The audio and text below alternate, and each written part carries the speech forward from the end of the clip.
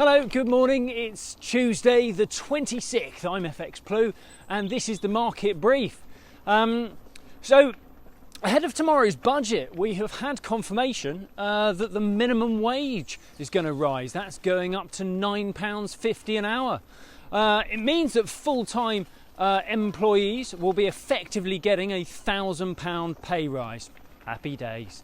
But it's more than twice the stated rate of inflation, so it may complicate government negotiations for the public sector employees when public sector wages get unfrozen. Ahead of that, though, Sunak thinks that it will help ensure that it pays to work, especially where there's a convenient correlation between that rise and the additional £20 universal credit that was recently removed. With inflation still on the up, these increases will be welcomed, but until inflation is under control, there'll be those who claim it doesn't go far enough to really help. In the market, the budget will be likely overshadowed by the MPC meeting next week. Sterling was held in a pretty narrow range yesterday. We topped out at around 137.90 against the dollar.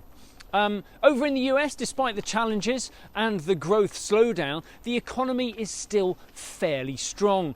However, the concern is that the Fed will start to taper support just when it's really the need for it, rather, is really growing, especially as Powell and his Fed colleagues are beginning to admit that they got it wrong about inflation, and that's now set to stay higher for longer.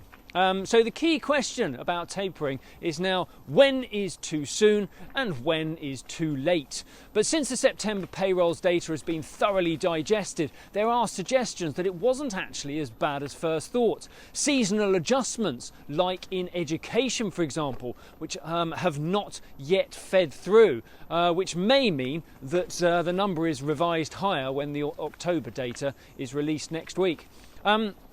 The dollar is being positioned for a pretty big week next week. The Fed meeting is expected to see the start of tapering, and then we'll have non-farm Friday to cap off the week. The dollar index touched a high of 93.95 yesterday as euro dollar rather drifted through the day around the 116 level. Right, that's it from me. Join me again tomorrow. If you do not have a clue, then just tweet through and ask FX Blue.